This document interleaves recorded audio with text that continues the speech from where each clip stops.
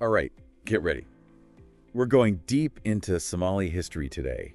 Something I know you've been wanting to learn more about. Yeah. And trust me, this is way more than just memorizing names and dates. Yeah. We're talking ancient ties to Egypt, Oh, yeah. bustling trade routes, Yeah. powerful sultanates. Seriously, a whole world you might not even know existed. It's true. I'm excited to dive in. What about you? Oh, I'm really looking forward to this. You know, Somalia's story is often kind of pushed aside, but it's really full of surprises. Yeah. And it really gives us a fresh look at African history, I think. For sure. And to think it all starts like way back with the ancient Egyptians. They actually had trade connections with a place called Punt in modern-day Somalia. Right. Punt, sometimes called the Land of Gods, could go as far back as 3000 BCE. Wow. That just blows my mind. It's incredible, isn't it? And what we know about Punt, we actually get through the Egyptians. Right. Through their eyes. You know, their carvings and paintings show these big expeditions to this mysterious land filled with crazy goods and animals. Yeah. It shows you just how interconnected the ancient world really was. I mean, were they just, like, popping in for a friendly visit? What was going on there?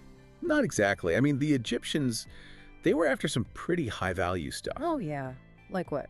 Frankincense, myrrh, gold, ivory, you know, the luxury goods of the ancient world. Ah, okay. So this was serious business. Oh, absolutely.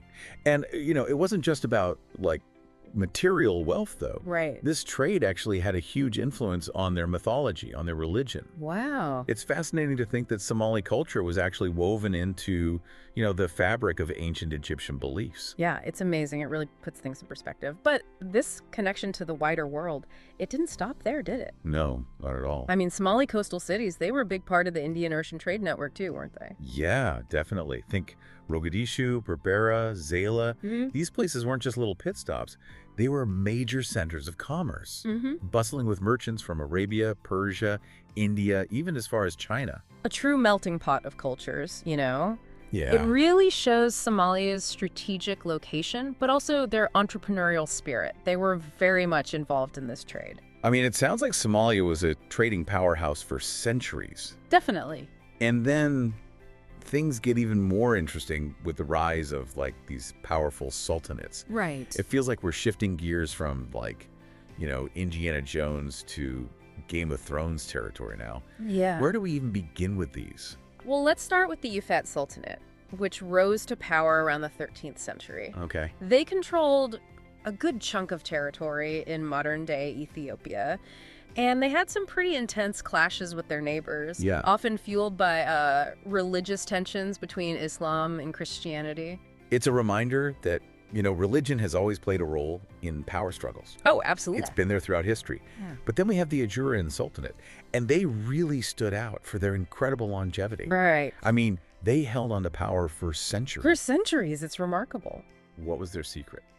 Well, unlike many empires that just focused on, like, conquest and expansion, the Ajuran, they really invested in innovation. Oh, interesting. Their sophisticated water systems, for example. I mean, they were impressive feats of engineering, obviously. Yeah. But they also helped boost agriculture, allowing them to build these incredible cities, these thriving cities, in an otherwise arid environment. We're talking about advancements that were centuries ahead of their time. That's incredible. So they weren't just conquerors, they were also builders and innovators. Absolutely. And then, of course, we can't forget about the Sultanate of Mogadishu, another major player in the trade game. Oh, absolutely. They controlled a vast network connecting Africa to the Middle East and even beyond. Wow. In fact, their currency, the Mogadishu thaler, it actually circulated as far as the Middle East, Seriously? a testament to their economic influence. That's like finding out your quiet neighbor is actually a rock star. So we have these three very impressive sultanates, but like all empires, eventually their time came to an end. That's right. What led to their downfall? Well, it's rarely just one single factor. You know, you have internal conflicts and rivalries that weaken them from within. Yeah. External pressures from, you know, neighboring kingdoms adding to the strain.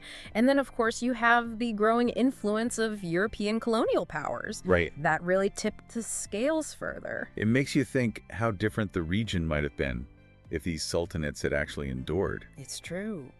But history, as always, had other plans. It did. And speaking of history changing course, that's where a new force enters the scene.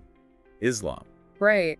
And it's interesting, those ancient trade routes we were talking about earlier, they actually facilitated the spread of Islam into Somalia. Oh, wow. Starting around the 7th century. And it wasn't like a sudden takeover or anything. It was a very gradual process, with these ideas and beliefs flowing across the Indian Ocean alongside the goods. So it wasn't just about spices and silks. It was also about this exchange of ideas and faiths. Exactly. But how did this new religion impact Somali society? I mean, was it always smooth sailing? Well, no. I mean, Islam really transformed Somali society in many ways. It influenced governance, law, culture, architecture. Mosques became not only places of worship, but also centers of learning Yeah. and community life.